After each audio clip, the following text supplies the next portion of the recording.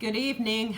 If you have been bored and you are looking for something to do, boy, do I have a challenge for you. Head on over to Murray Hill and do the Brent Olson Trail. It is challenging. My brother and sister and I just did this tonight, and believe it or not, this old teacher survived 8.5 miles of very rugged terrain. So tonight is Chicken Soup for the Soul, story number 6, and it is entitled The Long Journey Home, and the opening quote is, "Conflict builds character, crisis defines it." I was like any other 12-year-old. Girls had cooties. Nintendo and bike riding ruled my life. If I had homework, I usually didn't do it. I won a few ribbons at track and field, and I tried to stay up past my bedtime almost every night. I played baseball, and I had a continuous craving for pizza. There was one thing that was different, though. I was really tired. I would come home from school and go to sleep at 4:30, get up and eat, and then go to sleep until morning. My mom started thinking something might be wrong, so she took me to our family doctor. He sent us for some blood work, and we waited a week or so for results. When the doctor's office called back, they wanted to do more tests. To this day, I don't know what they actually told my mom, but I just went to the hospital and they did their tests. After some more blood work, they came back and said they needed to do some other tests. One of them was a bone marrow test. They took a big needle and stuck it right into my lower back. I was out cold for the entire thing. I'm sure glad he was, because that would hurt. I honestly don't remember how people were acting around me during this time. I don't remember my mom or dad being upset or anything. I just thought they were normal tests they just did for tired kids. The same night as the bone marrow test, I was admitted to the hospital. The next morning, the oncologist spoke to my mom and dad and told them that I had acute lymphoblastic leukemia. I don't remember much of that morning. Maybe it's better that way. The doctor and my mom and dad all came into the room, and the doctor explained to me that I had cancer. I just sat there and listened. I listened very closely.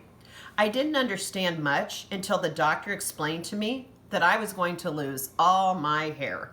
She said she was going to send a team of people to my school to tell all my classmates and teachers that there was a student who had cancer. They said they would tell everyone that I wouldn't be feeling well and what they could do to help. They would tell them to treat me normally, she said, and treat me as if I wasn't sick. I was glad to hear about that because I was really scared about going to school with no hair.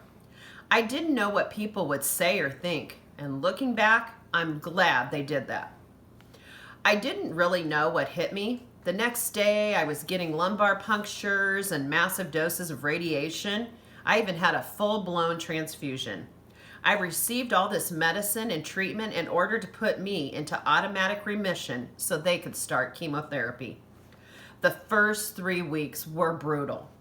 The days I had treatment, I'd come home and be so sick that I couldn't sleep. I'd be throwing up and couldn't eat anything. When I would eventually pass out from exhaustion, I'd wake up in the morning and my pillow would be full of hair. That's when it hit me. I was really sick. When I would take a bath, I'd see chunks of my hair floating down the drain. My mom took me to the barber to get my head shaved so it wouldn't look so bad. My older brother Matthew came along for support. After the barber had shaved my head, I looked in the mirror and I suddenly got really sad. In an instant, my brother jumped into the barber's chair beside me and instructed the barber to shave his hair the same way mine was. He didn't want me to feel all alone. It sounds silly, but by shaving his head, it showed me that he loved me and he would do anything to make me feel better, and that meant a lot to me. My mom took me to the hospital every other day for the first 3 weeks. She took care of me because my dad had to work. She was always there for me. When my dad got home from work, he'd sort of take over and help out. And through all this chemo, I made a little friend named Brad Rowe. We went through everything together. We laughed, we cried, we played Nintendo, and that made things a little easier for me. The Sunshine Foundation came to our family and offered me and my family a wish. They said they'd give us whatever I wanted. They said they didn't care what it was, just as long as it made me happy. I wanted nothing more than to meet Patrick Roy of the Montreal Canadiens. They set up this huge dinner and game and a 2-day trip, and I was even going to sit in the team box during the game. Well, I wasn't so lucky there either. The NHL strike took place, and along with the players, my wish walked too. The people from the Sunshine Foundation felt horrible. We ended up going to Disneyland instead, and it was great. The summer following my first batches of chemo, I went to a baseball camp because I was actually feeling better. I quickly realized I hadn't grown as much as the other kids. I couldn't run for as long as they could. I couldn't go all day like them. Finally exhausted, I went to the coach to tell him I was sick, and I just started crying. I thought he wouldn't or couldn't understand. It was brutal. I was embarrassed and frustrated because I couldn't do as much as the other kids. Through tears, I told him I had cancer and I wasn't able to go crazy all day long like the other kids. He said the most amazing thing to me. It has stuck with me ever since. He bent down beside me and told me, "Phil, God is taking care of you and keeping you here because He has something special planned for your life." Suddenly, I had something I didn't have a whole lot of before. I had hope. My hope seemed to be built on sand, though, because my friend Brad relapsed. He ended up in intensive care for a week, but eventually he got out. I remember thinking everything was going to be just fine. Then, a few weeks later, one morning in class, my teacher pulled me aside and told me that Brad had died. I lost it. He had the exact same cancer that I did, and he didn't make it.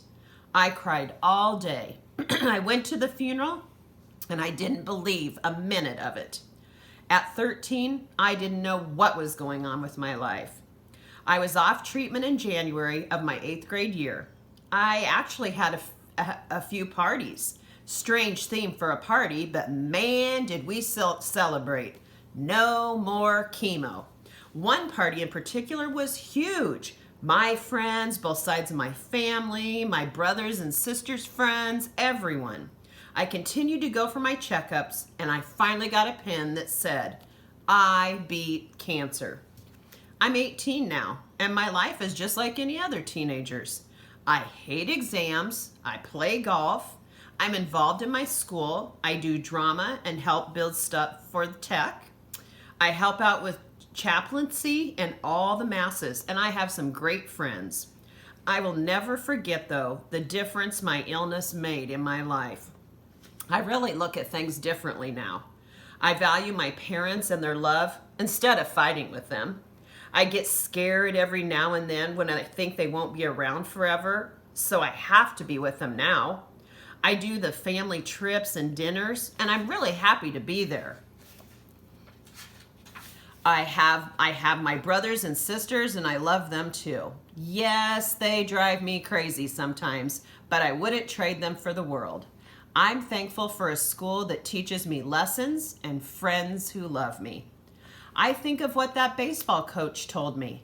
Every day, I try to figure out God's plan for me and try to live the life that I was graciously given a second chance with. I believe in the goodness of people. Every single one of us has a reason for being here, and anything is possible as long as you keep the faith and never, ever give up hope. And I think that is just wonderful that a person who had cancer is able to give us that advice, that even though we're going through some pretty tough times now, all we have to have is faith and never, ever give up hope, and we'll get through it. Hope you have a good rest of your week. Good night.